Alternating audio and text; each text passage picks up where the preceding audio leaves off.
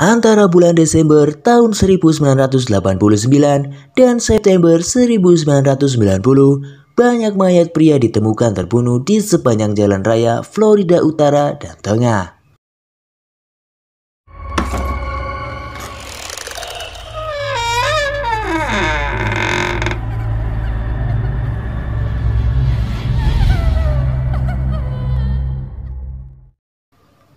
Pekerjaan seks adalah pekerjaan yang sah, tetapi juga sangat berbahaya. Orang-orang selalu memandang rendah pelacur dan pendamping. Bahkan, ada yang salah menggunakan mereka demi mendapatkan apa yang mereka inginkan. Warnes mengalami ini beberapa kali dan mencoba mengambil tindakan sendiri melalui pembunuhan. Tetapi, wanita itu memiliki catatan kriminal sejauh 1 mil pada saat dia didakwa atas pembunuhan.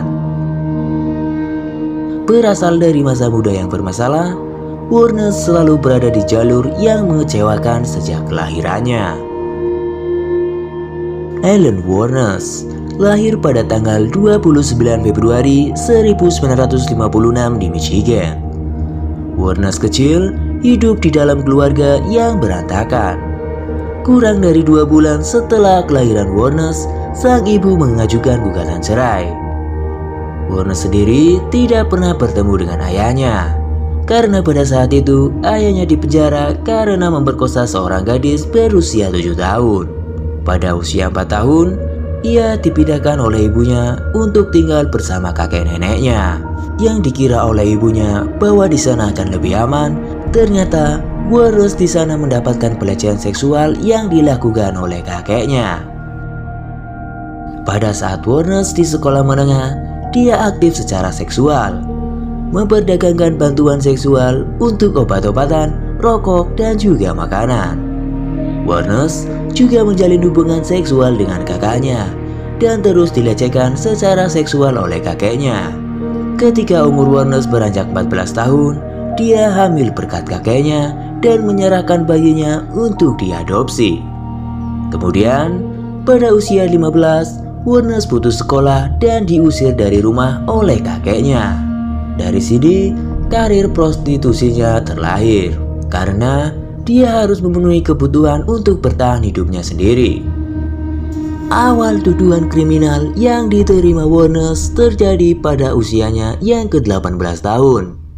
Warnes ditangkap untuk pertama kalinya karena perilaku tidak tertib dan menembakkan senjata dari kendaraan yang bergerak.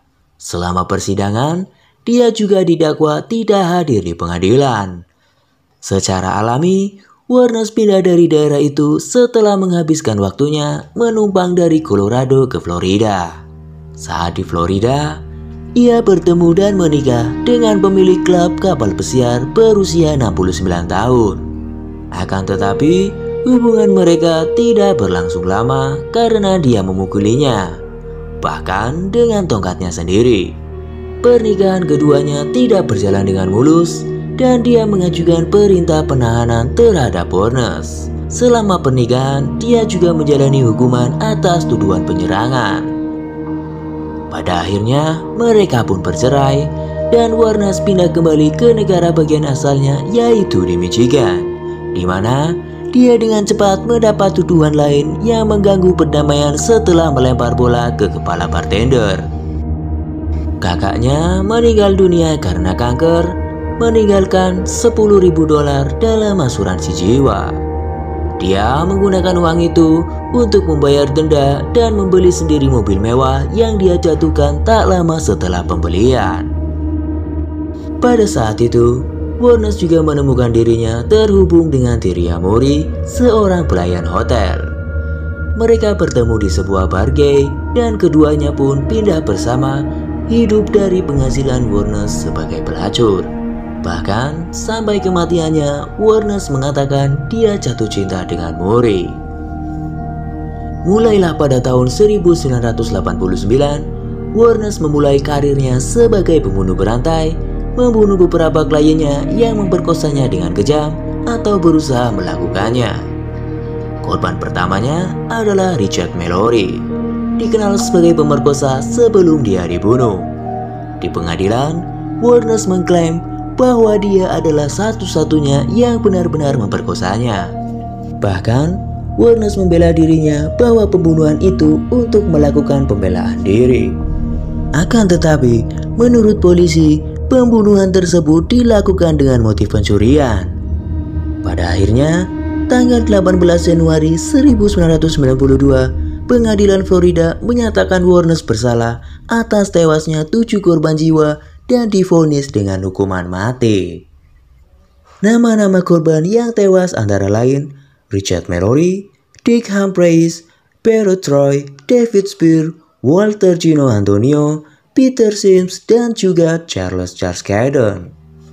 Pada tahun 2002, Warnes secara resmi dibunuh dengan suntikan mematikan. Pada tahun-tahun menjelang kematiannya, dia mengatakan kepada dewan hukumnya untuk menghapus semua permohonan yang mengubah hukumannya.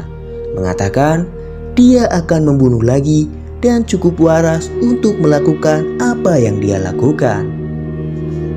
Itulah kisah menyedihkan sekaligus menyeramkan si pembunuh berantai wanita Aileen Wuornos. Sampai jumpa di kisah-kisah selanjutnya.